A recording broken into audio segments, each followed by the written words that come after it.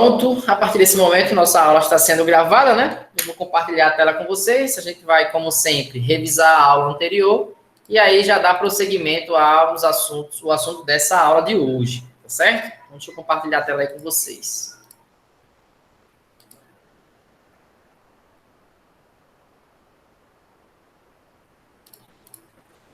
Em alguns segundos aí deve aparecer já a tela para vocês. Pronto? Apareceu por aí?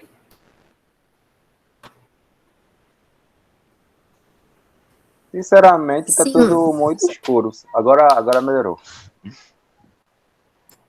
Tá aparecendo a imagem? Tá, agora tá. Antes estava escuro. Sim, tá aparecendo a imagem, sim. Pronto, beleza. É isso aí que a Vanessa acabou de colocar, né? Em relação ao uso do Google Classroom, né? Na verdade, Vanessa, tem que baixar. O ideal é baixar o aplicativo, né? Você baixa o aplicativo e coloca lá o seu e-mail e senha. Daí ele já atualiza automaticamente com todos os dados.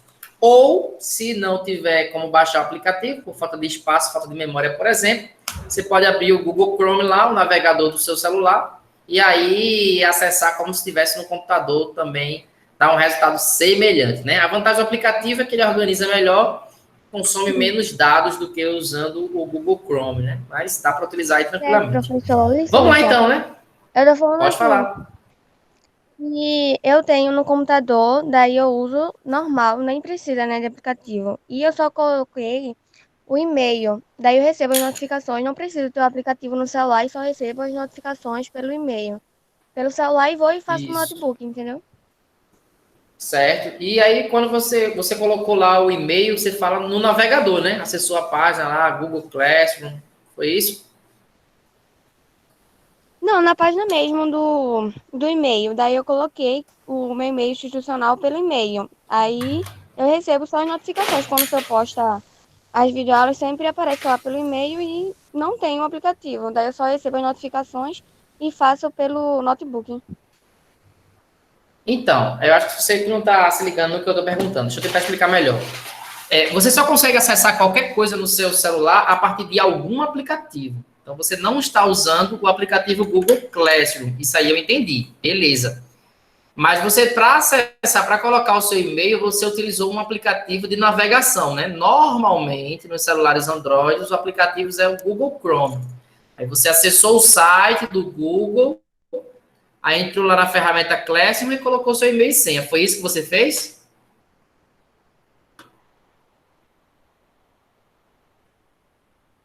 Me corrija aí se eu estou vendo. Foi isso, né? Pronto. Então era isso. Essa é uma outra alternativa.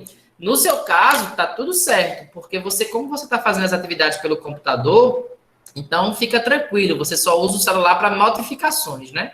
Você deixa lá o e-mail sem as salvas, ele já fica acessado, fica logado, mantém-se logado. Mas eu falo do aplicativo para, por exemplo, quem só vai usar o celular, por exemplo, né?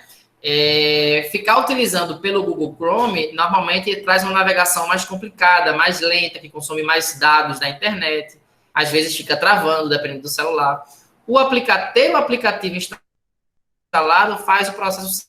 No seu caso, não precisa, justamente por causa disso que eu acabei de falar, né? Como você vai usar pelo computador, você só está usando para notificações, aí não lhe atrapalha tanto.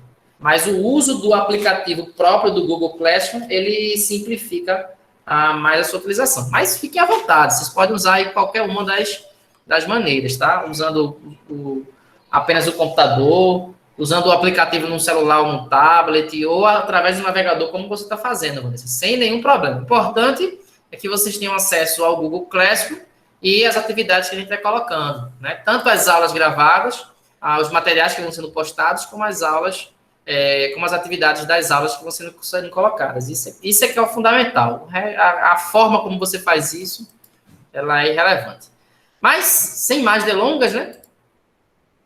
Vamos iniciar a nossa aula aí, tá? Então, como a gente sempre faz, a gente vai revisar a aula anterior, né? Então, na aula 4, a gente teve uma introdução aí, a gente viu noções gerais da biologia, né? Sobre a vida, para ser mais exato.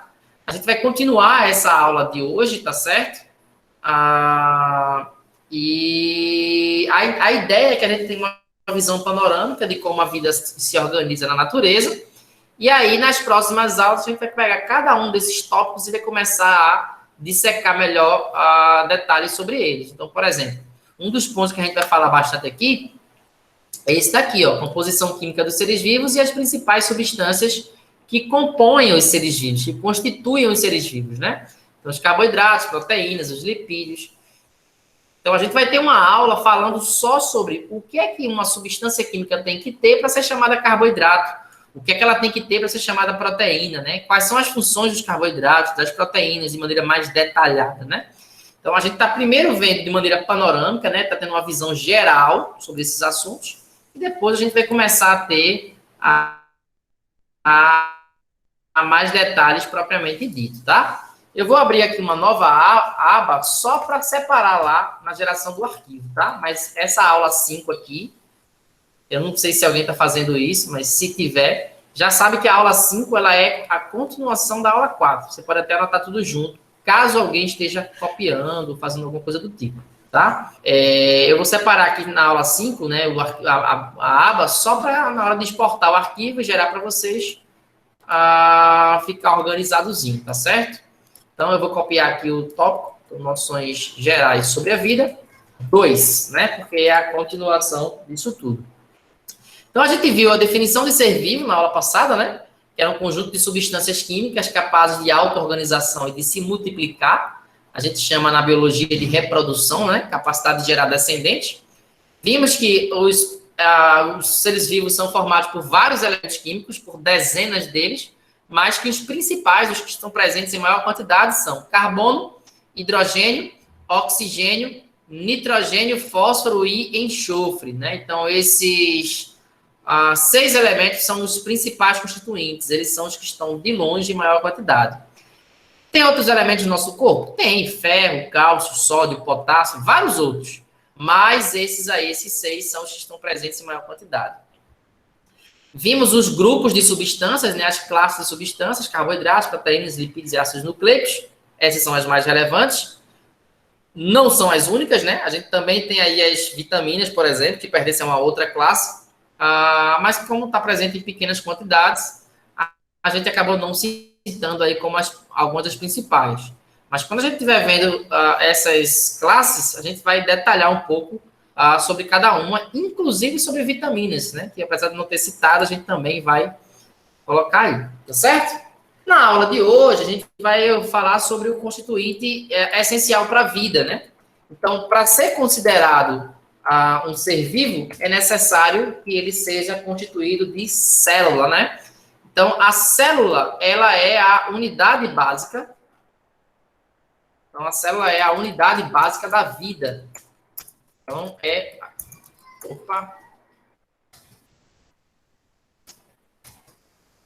Então, a célula é a unidade básica da vida, ou seja, todo ser vivo ele é constituído por pelo menos uma célula, né? A gente sabe que existem seres unicelulares, que só tem uma única célula, todo ser vivo só tem uma única célula, e a gente tem os seres pluricelulares, como é o caso dos seres humanos, dos animais, das plantas de maneira geral. E, no caso, elas são formadas por uma aglomeração de várias células. A gente tem várias células que, juntas, interagindo, constituem os seres vivos, tá? Essas células, elas podem pertencer a 2 categorias. Então, a gente tem a célula procariótica, ou melhor, o nome está certo, mas vamos colocar assim, tá? Fica melhor para a gente fazer uma referência com o livro de vocês. A gente tem células procariontes, tá? Que é um grupo de célula mais simples. Então, vamos ver aqui, ó. Vou selecionar. Então, células procariontes são as células mais simples que existem na natureza. Não apresentam estruturas membranosas, né, cobertas por membranas, ou formadas por membranas, né, em seu interior, e não apresentam núcleo celular, né? Então, quem tem essas esse tipo de célula são as bactérias e as árqueas. Então, tanto árqueas como bactérias, né, antes, inclusive, constituíam componentes do mesmo reino, digamos assim, né? Durante um tempo aí se referiam às árqueas e às bactérias como parecidos do mesmo reino. Agora a gente já tem isso, eles já bem divididos por causa das suas características peculiares. Então, árqueas e bactérias são os únicos seres vivos que apresentam células procariontes. Como é que é uma estrutura de uma célula procarionte?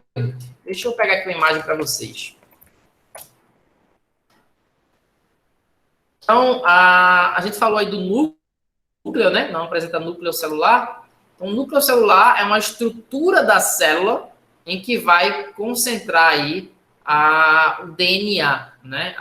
O cérebro da célula. A gente comentou, acho que Esdras, se eu não me engano, perguntou na aula passada, né?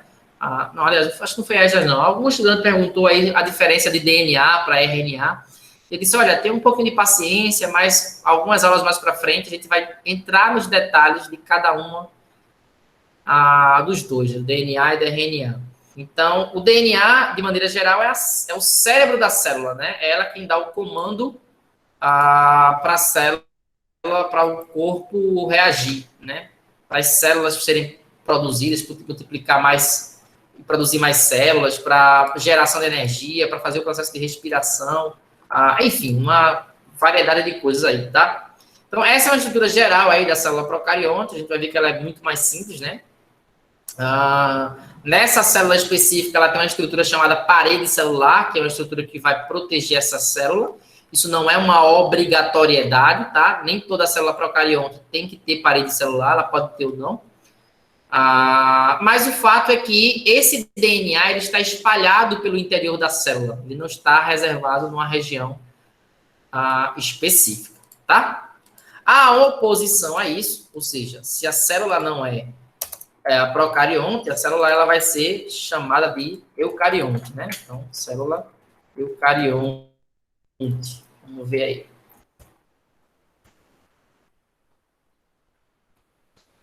Então, a célula eucarionte, ela já é uma célula mais complexa, né? Então, são células mais complexas, com um número bem maior de organelas, né? Que são justamente essas estruturas membranosas, né?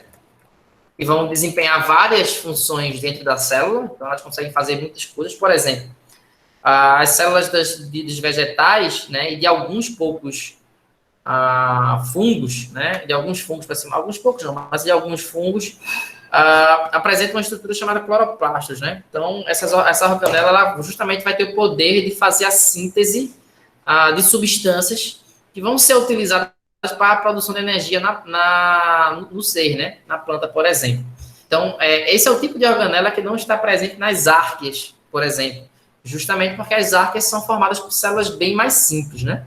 Só isso, aqueles? Não, existem uma série de outras estruturas que também estão presentes nas células eucariontes, que é o que a gente está vendo agora, e não estão presentes nas células procariontes. Então, células eucariontes são células mais complexas, com um número bem maior de organelas, e que apresentam núcleo celular. Essa é a separação aí mais marcante, né? Então, deixa eu pegar aqui para vocês um exemplo de uma célula eucarionte para vocês verem como é que fica o desenho.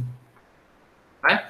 Também é uma estrutura genérica, tá? E se a gente tiver uma planta, um animal, ambos são células eucariontes, mas as organelas presentes de uma para outra são diferentes. Então, a gente vai ver apenas uma estrutura geral, só para a gente ter uma noção das principais diferenças, tá? Deixa eu pegar aqui uma figura de célula eucarionte para colocar para vocês.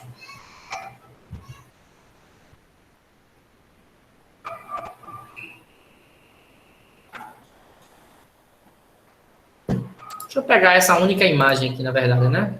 Acho que essa única imagem aqui já reúne a primeira, que a gente já utilizou, e a segunda. Então, olha essa imagem aí. Aí, a gente olhando uma do lado da outra, é mais fácil para a gente comparar, né? Então, se vocês observarem aí, do lado direito a gente tem a célula eucariota, né? Que que está pintada em amarela, e do lado esquerdo a gente tem a célula, opa, tá ao contrário isso daí. Tá desenhando. Deixa eu botar uma imagem correta, eu não tinha reparado nisso daí. A pessoa que fez a legenda da imagem aí fez a legenda errada. Tá correto ali os desenhos, tá? Mas a legenda é que tá errada em cima. Aqui. Não, mas esse desenho... Só um minutinho. Vamos lá. Deixa eu encontrar aqui mais um exemplo que reúne os dois. Senão a gente volta lá e eu escrevo, coloco um desenho do outro, separado um do outro.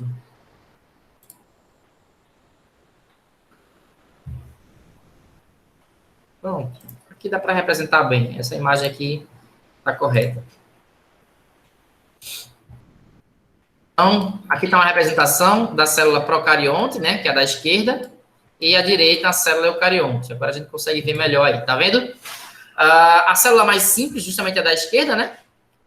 Veja que o DNA, aqui está escrito ADN, tá? Porque DNA é uma sigla em inglês, tá? Desoxyribonucleic acid. Né? Deixa eu escrever aqui. Então, desoxyribonucleic acid. Essa é a nomenclatura em inglês para DNA.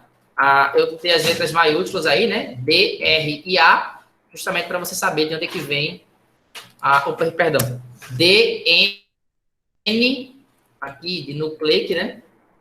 E acid, DNA, tá? Em português, isso fica ácido desoxirribonucleico. Então, ácido desoxirribonucleico. Então, ADN, a sigla é em português, tá? Então, vocês estão vendo aqui em A escrito ADN, mas é o DNA, tá? É só que houve uma tradução aí no desenho, na imagem, mas via de regra, nos livros a gente não faz essa tradução, no dia a dia a gente não faz tradução. Inclusive, eu acho que todo mundo já deve ter ouvido a expressão, né? Teste de DNA, exame de DNA, e acho que ninguém aqui ouviu falar em teste ou exame de ADN, né? As duas formas de falar estão corretas.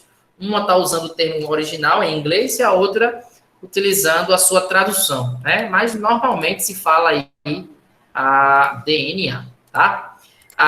Então, observe aí o DNA, ou o ADN, né? A ADN, como está escrito aqui, o ADN, para ser mais exato, ele está espalhado pelo interior da célula, né? Embora esteja desenhado na metade superior da célula, mas ele está de maneira espalhada. Então, se você olhar do lado direito, na célula eucarionte, né? Ela possui um núcleo celular, né? Que está representado aqui nessa estrutura aqui. Deixa eu desenhar aqui para vocês, nessa estrutura aqui, ó, tá? Tá desenhado aí o núcleo celular. E é aqui onde está concentrado todo o DNA dessa célula. Então, o DNA da célula está aqui dentro. Ele só vai sair da célula quando ela estiver no processo de reprodução. No processo de reprodução, esse núcleo ele é desfeito justamente para fazer uma cópia desse DNA e produzir uma célula equivalente. Mas enquanto esse DNA fica guardadinho aí dentro desse núcleo, né? Só comandando a célula pelo lado de dentro. Dentro ainda você vai ter variadas organelas, né? Então você tem, por exemplo, a mitocôndria, que vai ser responsável pelo processo de oxigenação celular, né? E essa oxigenação é importante para a produção de energia, né? A gente poderia dizer que, por exemplo, que as mitocôndrias elas funcionam como se fosse uma central de produção de energia elétrica, né? Vamos dizer assim, né? A energia que vai fazer o nosso corpo funcionar, não só energia elétrica, como energia térmica também. A gente tem os ribossomos, por exemplo, que são células que vão fazer, são organelas que vão fazer a síntese de novas estruturas celulares, né? Veja que os ribossomos também estão presentes nas células procariotas, né? Então, são estruturas que estão presentes nas duas. Por outro lado, a mitocôndria está presente na eucarionte e não está na procarionte, né? A gente tem, por exemplo, cloroplastos presentes em algumas células eucariontes, como eu falei para vocês, aquelas que vão fazer fotossíntese, né, como é o caso das plantas, e não estão presentes nas arqueias e nas bactérias, e assim sucessivamente, né? Então, essas são as principais diferenças. Então, na célula eucarionte, você tem muito mais organelas, com muito mais funções a serem desempenhadas, então são células mais complexas, enquanto que nas procariontes você tem bem menos organelas, células muito mais simples e mais fáceis, inclusive, de serem extintas, de serem destruídas, tá certo? Então, a gente também vai detalhar isso um pouco mais para frente, por enquanto a gente está tendo apenas uma visão geral aí dos tipos celulares. O que é característico dos seres vivos? Né? Característico dos seres vivos é o que a gente chama de metabolismo. Todo mundo já deve ter ouvido falar da expressão metabolismo, né? Fulano tem um metabolismo rápido, fulano tem um metabolismo lento. Todo mundo já ouviu essa expressão, não já? Então, o que é esse tal metabolismo, né? A gente está lidando o tempo todo com substâncias ao nosso redor que não servem para o que o nosso corpo precisa. Então, quando você come, os alimentos que você come não servem para aquilo que o nosso corpo precisa. Não servem. Então, o que é necessário? Que existam estruturas no nosso organismo capazes de pegar essas substâncias que não servem diretamente para manter o nosso corpo vivo e transformá-las em substâncias que são úteis, né? Então, por exemplo, nos alimentos é comum a gente ter proteínas. As proteínas que estão presentes na carne, no feijão, no arroz, não servem para constituir os nossos músculos. Só que essas proteínas, elas são formadas, a gente vai ver isso mais para frente, com mais detalhes, elas são formadas por unidades menores, por estruturas menores, chamadas aminoácidos. Os aminoácidos são importantes para a gente, as proteínas em si não, né? Pelo menos não de forma direta. O que é que o nosso corpo faz? Pega essa proteína maior, quebra justamente nesses aminoácidos, separa esses aminoácidos e usa eles para formar as nossas proteínas. Porque as proteínas presentes no ser humano são diferentes das proteínas presentes nas plantas, por exemplo, ou em outros tipos de animais. Então, metabolismo, gente, consiste nisso, em um indivíduo pegar substâncias ao seu redor e transformar em substâncias que interessam para o seu corpo, seja para gerar energia ou seja para crescer, para se desenvolver, tá certo? Então, metabolismo,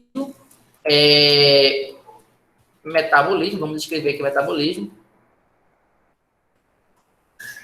é a capacidade de um organismo vivo, uma célula, diria, né? Capacidade de um organismo vivo de absorver substâncias do ambiente,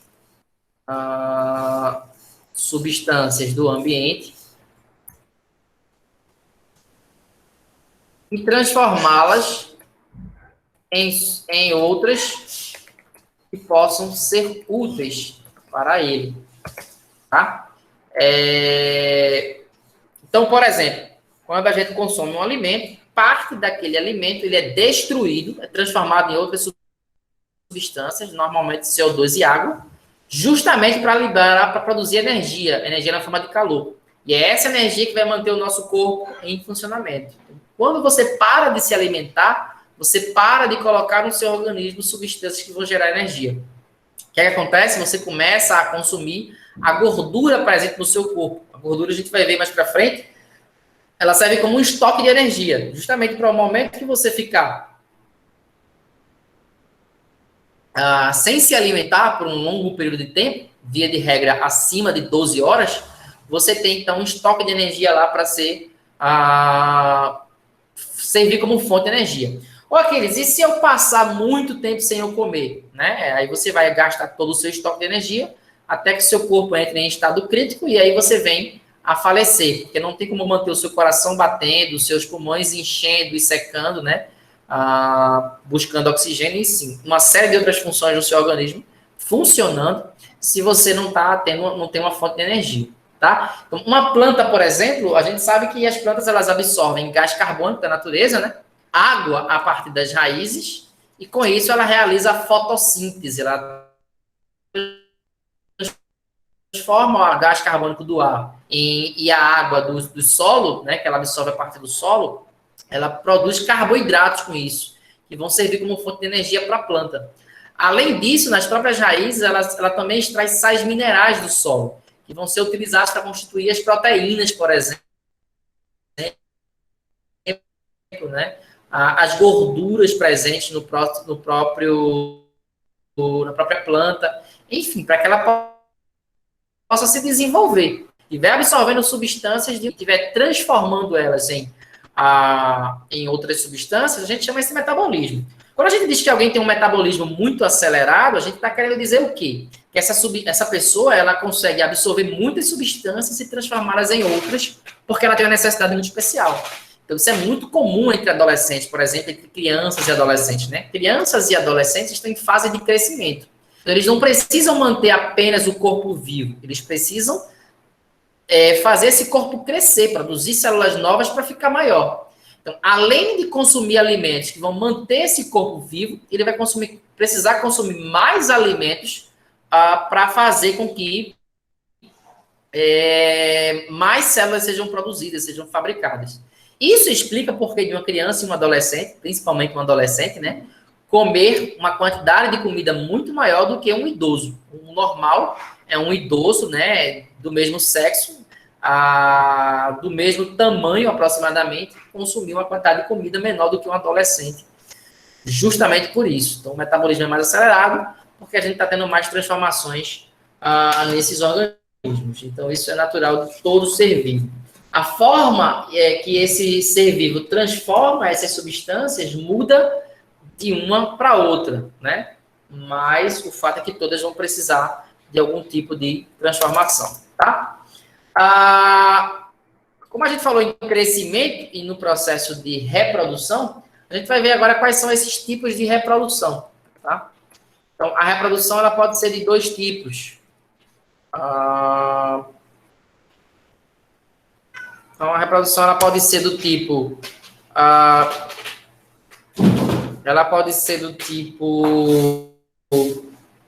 assexuada. Né? Quando é que ela é considerada, então, uma reprodução assexuada? Ela é considerada uma reprodução assexuada quando não há um envolvimento de gametas, né? Então, quando ocorre sem a presença de gametas. Né? Então, por exemplo, acho que eu comentei em sala, não estava em sala, né? Quando a gente corta um galho de alguns galhos de algumas plantas, não são todas as plantas, nem todos os galhos, tá? E a gente coloca aquele galho na terra com água e vai regando, e com a passagem dos dias, aquele pedaço de galho, aquele pedaço de planta vai criando raízes e novas folhas e vai se transformando numa outra planta.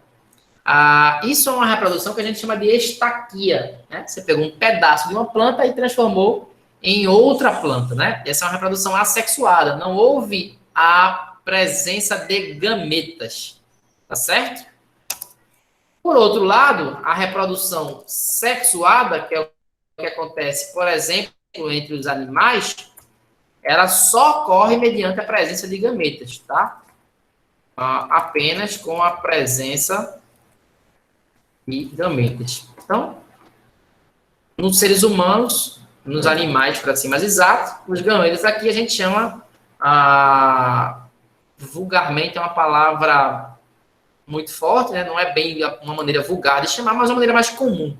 A gente chama de espermatozoide, o gameta masculino, e a gente chama de óvulo, o gameta feminino, tá? No caso das plantas, essa nomenclatura já vai mudar, enfim. No caso, se você muda o tipo de reino, né, se você está falando de fungos, ou de plantas, ou de animais, você vai mudar a forma de chamar esses gametas. Mas o fato é que, na reprodução sexuada, a gente precisa, então, da presença de gametas. Então, vamos ver exemplos aí, né? Então, exemplos de reprodução sexuadas são o caso das bactérias, algumas plantas, fungos, etc., tá? Conseguem fazer reprodução de forma assexuada. Alguns animais também conseguem fazer a reprodução de forma assexuada. Não é comum entre os animais, mas alguns conseguem fazer isso. Na reprodução sexuada, você então tem que ter presença de gametas. Isso já é mais comum em animais e outras plantas, tá? Tem plantas que conseguem, inclusive, fazer reprodução tanto de forma sexuada como de forma assexuada. Então, você pega um galho dessa planta e você consegue gerar uma outra planta. Ou ela produz uma semente, né? Então, toda planta que faz reprodução sexuada vai gerar uma semente, tá? Então, essa semente ela é o fruto da fecundação, da união dos gametas. Então, você tem plantas que você pode pegar um galho e plantar, e vai gerar uma nova planta, se você tiver cuidados, ou você pode pegar a semente daquela planta, também plantar, e aí não precisa ter tantos cuidados assim, não precisa ser tão cauteloso assim, você consegue gerar uma nova planta também. Então, tem plantas que conseguem fazer a reprodução tanto sexuada, como uma reprodução assexuada. Então, lá na entrada da igreja, da escola, existe uma planta chamada Ixora, né? Logo quando vocês entram, tem uma jardineira, tem uma árvore, uma jardineira, né, de cerâmica, formando uma espécie de banco, né? Logo entrando na escola de vocês, lá no Areia Mauri de Medeiros, e tem uma plantinha lá que ela produz umas flores, né, que são bem pequenininhas, várias flores bem pequenininhas, todas juntas. Aqui tem lá na cor vermelha, ela também tem na cor amarela, tem na cor laranja, na cor branca. Aquela planta se chama Ixora. Aquela é uma planta que normalmente a gente reproduz de forma assexuada. É a forma mais simples de reproduzir ela. Você corta um galho jovem, que acabou de nasceu há poucos meses, planta na terra, coloca na luz na sombra, né? Nem luz intensa, nem escuridão, e vai regando e transforma em uma planta dentro de alguns meses.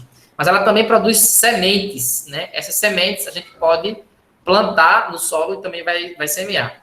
Normalmente a gente não faz a reprodução dela por semente, porque essas sementes nem sempre conseguem germinar, nem sempre conseguem produzir uma árvore nova, né? Existem até técnicas aí botânicas para facilitar. Uma delas é colocar essa semente numa solução de água oxigenada, né? Então você estimula o rompimento de uma proteção que toda semente tem e deixa ela mais favorável ao processo de germinação. Isso é um processo que facilita, mas como não é um processo simples, é um processo que dá um pouco de trabalho, tem que ter algum conhecimento técnico, o normal é que os jardineiros façam a reprodução dessa planta específica por estaquia, né? Ou seja, corta um pedaço da planta e coloca lá no solo, tá?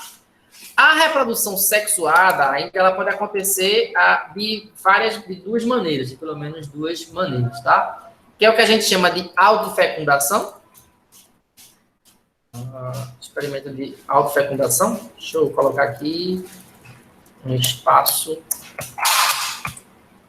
Então, autofecundação. O que é autofecundação aqui? A autofecundação é quando um mesmo indivíduo ele produz os dois gametas, né? Então, o mesmo ser vivo produzindo os dois gametas. Então, isso acontece, por exemplo, com pé de pimentão, por exemplo, os pés de pimentas, né? Então, na mesma flor, não é necessário ser na mesma flor, tá? Mas isso isso é facilitado, vou explicar para vocês o porquê. Na mesma flor, você tem a produção tanto da estrutura masculina, né, gameta masculino, como o gameta feminino. E aí, estando na mesma flor, essa estrutura pode se soltar, a própria planta faz uma agitação, né, dela, e aí solta essa estrutura, esse gameta masculino, esse pólen, e aí você faz a fecundação dentro da própria flor. A flor se fecha, né, e começa a desenvolver ali ou o seu fruto ou a semente, né? Não necessariamente tem que ter os dois. Pode ser que seja o fruto com a semente ou só a semente. No caso do pimentão, a gente tem aí o fruto com a semente. Então, ele vai se desenvolver naquela flor ali e vai construir um fruto. Isso é uma autofecundação porque a mesma planta produziu os dois gametas e, veja, não é só produzir os dois gametas, tá? É produzir os dois gametas e ainda um gameta fecundar o outro. Tudo da mesma planta, tá? Eu posso ter também, inclusive no caso dos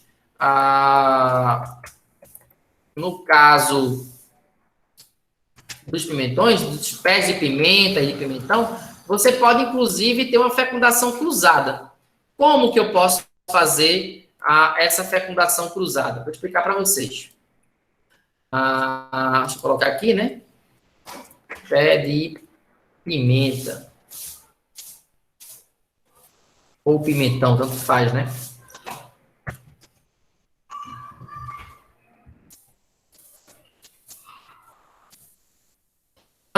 como é que pode ser a fecundação cruzada? A gente pode ter um pé de pimentão e aí você pode fazer a fecundação. Então, você está num ambiente lá cheio de abelhas, cheio de insetos, que vão tocar em algumas estruturas dessa planta, dessa flor, para ser mais exato, de uma planta. Daí ele sai daquela planta e vai em direção a outro pé de pimentão que você pode ter no local. E aí você faz o cruzamento, ou seja, o gameta de uma planta entrou em contato com o gameta de outra planta. Né? Então a gente chama de fecundação cruzada, porque houve a parte da estrutura saindo e vai gerar esse novo indivíduo, essa nova planta, né? Parte saiu de uma planta, parte saiu da outra. Tá? Então, por exemplo, vocês já ouviram falar de seres hermafroditas, não já? Às vezes a gente pode até reportagem falando de pessoas hermafroditas, embora essa definição não seja muito adequada, né? Porque, embora existam seres humanos que apresentam estruturas tanto masculinas como femininas, né? Órgãos sexuais tanto masculino como feminino, via de regra, um é desenvolvido e o outro não. Então, eu pelo menos não conheço nenhum caso de um ser humano que consiga fazer a reprodução sozinho. Quando eu digo sozinho, é ele mesmo gerar o gameta masculino e o feminino, mesmo que com a ajuda de um laboratório, né, médico, fazer essa fecundação. Não conheço. Via de regra, quando a pessoa nasce com os dois órgãos sexuais, ela tem um desenvolvido completo, né? E o outro faltando uma série de estruturas. Então, vou dar só um exemplo. Uma hermafrodita com predominância masculina, ela vai ter um pênis, vai ter testículos, vai ter vesícula seminal, toda a estrutura masculina funcional, tá? E pode ter também um canal vaginal, pode ter também a vulva, enfim, características da estrutura feminina. Mas aí não vai ter óvulo, não vai ter ovário, não vai ter útero, né? Então não vai ter as demais estruturas femininas. Então, na verdade, ela parece ter a estrutura feminina, mas não tem, pelo menos não de forma completa. E vice-versa, né? Então, essa pessoa não é exatamente uma hermafrodita, né? Isso não existe na espécie humana. Isso aí são anomalias, erros no desenvolvimento da pessoa, e aí faz com que as células, ao invés de todas se transformarem em componentes do reprodutor masculino ou feminino, acaba se dividindo um pouco aí e formando mais de um do que do outro, e acaba produzindo os dois, mas de forma incompleta. Outros seres vivos, é o caso das minhocas, é o caso dos caramujos, não. Aí a estrutura deles já nasce com tanto a estrutura reprodutora masculina como a estrutura reprodutora feminina. Mas o fato deles terem as duas estruturas não garantem que eles vão conseguir fazer o processo de fecundação cruzada sozinho, ou melhor, de autofecundação. Né? Então, por exemplo, no caso da reprodução do caramujo, eles têm uma relação sexual entre dois caramujos, e aí o que vai acontecer é que os dois vão produzir filhotes. Né? O gameta masculino de um vai fecundar o gameta feminino do outro, e vice-versa. Então, você vai ter uma relação sexual entre os dois, e após essa relação, é possível ali que os dois caramujos produzam filhotes. Depois, cada um segue o seu caminho, cada um com seus filhotes, tá? Então, o fato de ter as duas estruturas, a produção dos dois gametas, não garante que seja autofecundação, tá? Então, quando é que a fecundação é cruzada? Ocorre quando os gametas masculinos e femininos são originados de seres diferentes. Exemplo, caramujos, por exemplo. Eles apresentam os dois gêneros, mas um fecunda o outro. Humanos, por exemplo, né? Então, é necessário que tenha o espermatozoide do homem, o óvulo da mulher, se unindo, então, para formar uma criança, né? Que vai se desenvolver e vai gerar uma criança. Então, isso é fecundação cruzada. É quando a origem desses gametas são diferentes, tá? Eu comecei a falar lá e acabei esquecendo de detalhar, né? Quando eu falava de reprodução sexuada, né, por autofecundação, Eu falei que, via de regra, a autofecundação mais simples nas plantas é quando as duas estruturas estão na flor, na mesma flor, né? Tanto a estrutura masculina como a estrutura feminina. Existem uma variedade de plantas em que ela apresenta dois tipos de flores. Flores com estruturas reprodutoras masculinas e flores com estruturas reprodutivas femininas. Nesses casos, também é possível ter autofecundação, mas é mais difícil, tá? Por que é mais difícil? No caso da planta que na mesma flor já tem as duas estruturas, basta ela soltar o pólen, ela arremessa o pólen no ar, né? Como esse pólen já está dentro da flor, uma parte que é arremessada acaba já caindo na estrutura feminina, entrando em contato com o ovário da planta, né, e, consequentemente, fazendo o processo de reprodução, de fecundação. Quando estão em flores separadas, é necessário que alguém leve o pólen da planta masculina, da flor masculina, para a flor feminina, né? E aí esse alguém pode ser o vento, ele arremessa no vento e o vento carrega para outra flor. Como vocês devem imaginar, isso é bem menos eficiente, porque o vento não está fazendo de propósito, ele não está indo de propósito para aquela outra flor, né? Saindo de uma para outra. Então, ele é totalmente aleatório. A estratégia que essa planta tem para conseguir se reproduzir mesmo assim, é ao invés de jogar 10, 100, 500 gramas de pólen, é jogar milhares, talvez até milhões no ar, né? Então, quanto mais pólen, maior a chance de conseguir essa reprodução. A outra possibilidade é ela atrair um inseto, né, fornecendo aí o néctar, né, que é um complexo aí de carboidratos e aminoácidos, que vai atrair esses insetos. Então, esses insetos se alimentam desse néctar fornecido pela planta e, sem querer, sem perceber, acabam se contaminando de pólen. E aí, quando ele vai para outra flor, essa que possui a estrutura feminina, ele... então, acaba unindo os dois gametas e fazendo o processo de autofecundação. Quando as flores são separadas, né, flor masculina e flor feminina, isso acaba sendo mais difícil a reprodução, mas ela também acontece a autofecundação, tá? A gente também tem plantas que apresentam apenas flores masculinas e plantas que apresentam apenas flores femininas. Então, o que é que vai acontecer? Se você produzir, por exemplo, plantas que tem característica, uma só flores masculinas, e fizer uma plantação inteira só delas, não vai gerar frutos. Você não vai ter a geração de frutos ali. Justamente porque você vai ter só gametas masculinos sendo produzidos naquela região, então não vai ter como ter o processo de fecundação. Seria como viver num país que tivesse isolado do mundo, numa ilha isolada do mundo, e ali só tivesse homens, ou só mulheres, né? Então é impossível que haja um processo de fecundação natural ali, tá? Então, nesse tipo de planta, nessas plantas que as flores produzem apenas um tipo de gameta, é sempre necessário manter de forma equilibrada ali plantas produtoras de gametas masculinas como plantas produtoras de gametas femininas, para garantir que haja o processo de reprodução, tá certo? Via de regra, os insetos, no caso das plantas, eles ocupam um papel extremamente relevante no processo de reprodução, né? Como nem sempre o ar consegue carregar de maneira eficiente o pólen de uma flor para outra, né? Ou o pólen da estrutura masculina para a estrutura feminina, então ter insetos que façam esse processo ajuda muito. E aí é interessante, porque se a gente for observar, cada planta tem uma flor com um formato diferente. Isso também é importante, porque cada tipo de planta vai ser polinizada, né? Vai ser fecundada, vai ter a sua fecundação ajudada por insetos diferentes.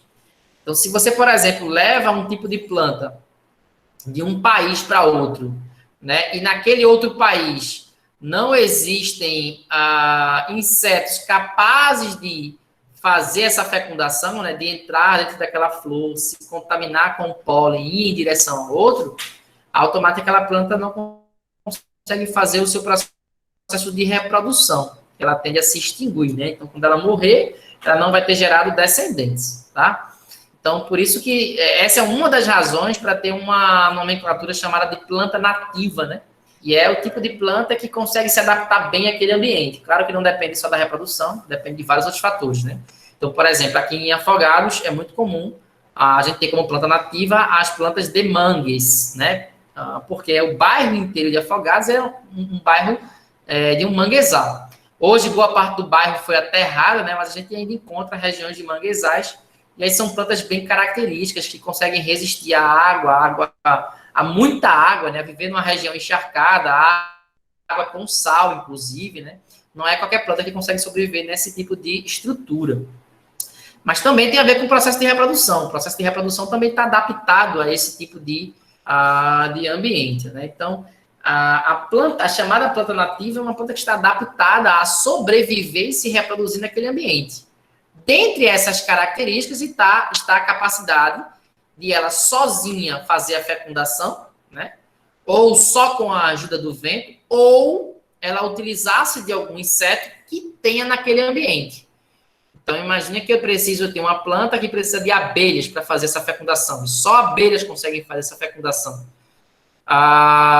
Se eu transfiro aquela planta para um local onde não existem abelhas, aquela planta não vai conseguir se reproduzir, né? A não ser que exista algum outro inseto que faça o papel das abelhas, né? E seja atraído por aquela planta. Porque também tem isso, né? Nem toda planta vai atrair abelhas. Então, ela precisa ter um néctar, digamos assim, que se adeque ao gosto, ao paladar dessas abelhas. Então, quando ela fornecer substâncias exatas que aquela abelha precisa, a abelha vai ser atraída. Se ela não fornecer, as abelhas não serão atraídas, automaticamente não vai fazer o processo de fecundação. Tá certo? A gente vai entrar em mais detalhes sobre isso mais para frente. Na nossa próxima aula, a gente vai começar a falar de como esse processo de reprodução, né, seja autofecundação, fecundação cruzada ou mesmo a reprodução assexuada, né, o brotamento, bipartição, que é o que acontece, por exemplo, com bactérias, plantas, né, alguns fungos, inclusive, também. Então, a gente vai ver como essas diferentes formas de reprodução, elas interferem nas características dos seres vivos, né, e permitem a evolução ao longo aí de milhões de anos. E a gente vai ter uma noção melhor do que é essa evolução, de como é que ela se dá, de como é que ela acontece. Certo? Deu para acompanhar a aula de hoje? Deu para conseguir aprender direitinho? Deu, né? Porque eu acho que Deu. um assunto que a gente viu presencialmente, né? A gente já viu presencialmente, a gente está, na verdade, revisando. Deu, foi de boa. Né? Mas não sei se tem alguém aqui na sala. Só um instante, Edson, só um instante. Tem alguém aqui na sala que não assistiu às aulas presenciais e está assistindo essa aula online pela primeira vez? Tem alguém aqui que não estava assistindo essas aulas na escola e está assistindo aqui agora a partir da aula online? Você e a Adeilton não estava, então, não estava indo para as aulas. Adeilton e Stephanie não estavam indo? Estavam, né? Então esse sim que vocês responderam foi para outra pergunta. Tem alguém aqui na sala que não está assistindo as aulas online agora, que está aqui, mas que não foi para a aula presencial? Ou todos estavam nas aulas presenciais?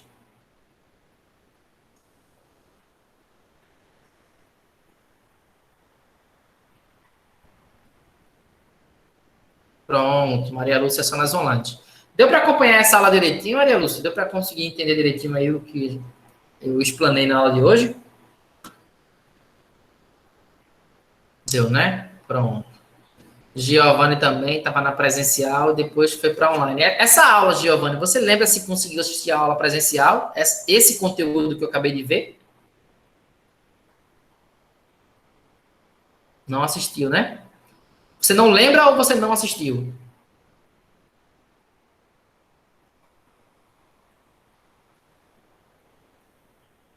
Não assisti. Pronto. Deu para entender nessa aula também, Giovanni? Essa aula aqui é online? Deu para acompanhar direitinho? Deu, né? Então, tranquilo. Beleza. Manda lá, Edson. O que é que você ia falar? Diga lá. Eu quis perguntar sobre a questão do cérebro dele. O cérebro precisa de alimento para raciocinar?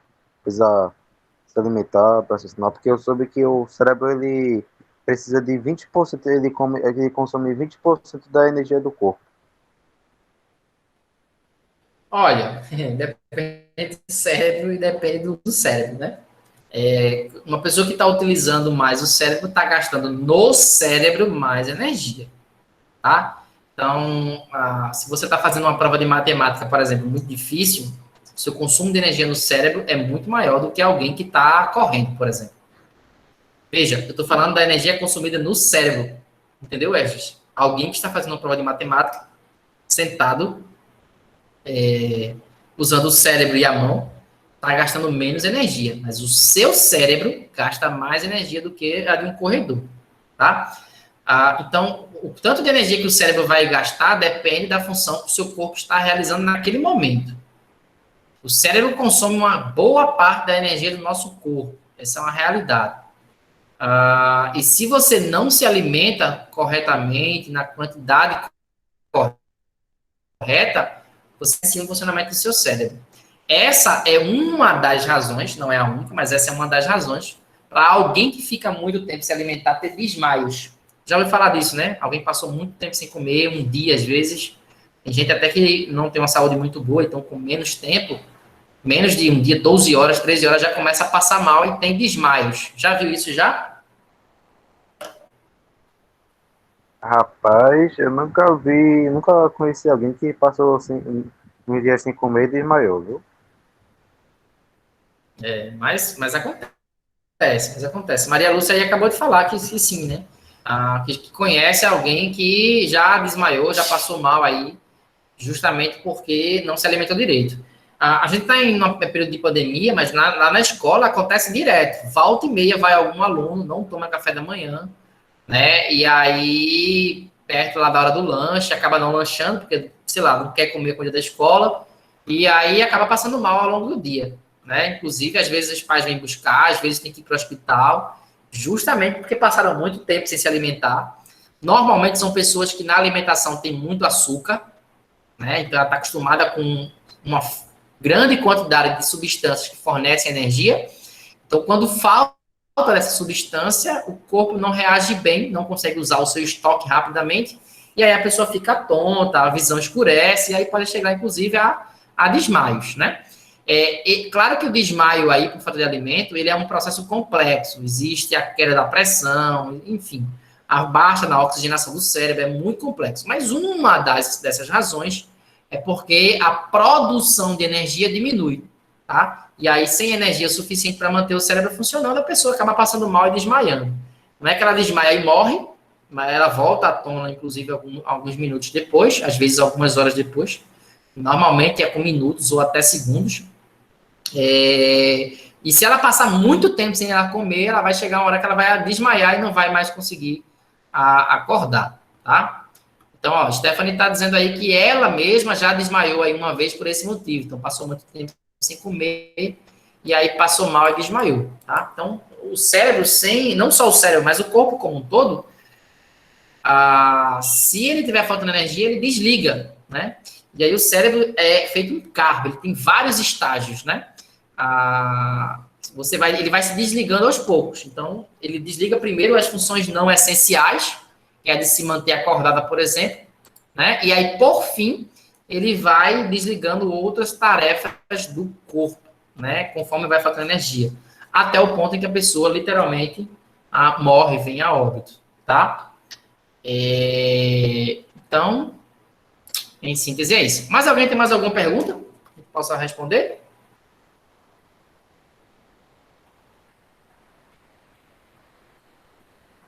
Eu, de novo, sobre Pode perguntar. sobre a regeneração celular. Ela depende muito do nosso alimento, né? Que a gente consome para se a gente receber, se machucar, ela necessita do alimento, né? Para se recuperar, né? Para as células se recuperarem, né? Sim, com certeza. Me tira uma dúvida, como é que a gente constrói uma casa? Quais são os materiais que a gente precisa? Cimento, né? Areia, cimento, Só cal, cimento e areia já resolve? tijolo. Tijolo. Então, se eu derrubar uma parede na minha casa, eu consigo reconstruir essa parede só usando água? Ah, não, não. Não, não, Só usando cimento e mais nada dá? Se usar só cimento e mais nada? É. Tá, mas tem que Só ser muito cimento. cimento, só Não, que não dá. não vai ser uma parede Não. resistente, né? De jeito nenhum. De jeito nenhum. Não dá. Mesmo o cimento, quando você vai produzir, você no mínimo precisa misturar ele com água. No mínimo. No mínimo. Então, só o cimento também não resolve. Só a areia também não resolve. Então, a mesma coisa na nossa alimentação. Se a gente precisa crescer ou produzir uma nova célula para ocupar o lugar daquela que morreu, você leva um corte, por exemplo, você destrói várias células da sua pele. Então, como é que o seu corpo faz para produzir novas células e cicatrizar aquela pele? Ele precisa de variados alimentos que vão fornecer variadas substâncias para fazer a reconstrução daquelas novas células. Entendeu? Então, não é só importante a alimentação em relação à quantidade do que se come, mas é importante também a variedade do que se come. Por isso que se tem aquela ideia de alimentação saudável é uma alimentação naturalmente colorida. Porque se ela tem várias cores, quer dizer que ela é formada por vários alimentos diferentes e, consequentemente, vai produzir, vai lhe fornecer substâncias diferentes. É como se estivesse fornecendo o tijolo, o cimento, a areia, a água, a cal, em algumas regiões da casa, né? A ferragens, né? Enfim, variados alimentos são necessários. Então, por exemplo, se eu tiver na minha alimentação só feijão e arroz, que é um excelente alimento, mas todo dia, todas as refeições, só feijão e arroz, o meu corpo não vai se desenvolver corretamente. Várias funções do meu organismo vão ficar prejudicadas. Como que eu resolvo isso? Eu como feijão, eu como arroz, eu como carne, no outro dia eu como frango, peixe, eu como uma salada feita com tomate, cebola, alface, no outro dia com cenoura, beterraba, chuchu, enfim. Tendo uma variedade na alimentação, eu consigo ter acesso a substâncias diferentes e aí eu consigo reconstruir e produzir todas as células que me são necessárias. Deu para entender aí, Esdras? Sim, deu para entender. Então, tranquilo. Mais alguém tem mais alguma dúvida? Se tiver, pergunte aí, sem nenhuma pressa, tá? Aí a gente tira aqui a dúvida e deixa registrado aí para os demais estudantes que vão assistir depois. Se não, a gente encerra aqui. Quem tiver alguma dúvida aí, pode se pronunciar, por favor.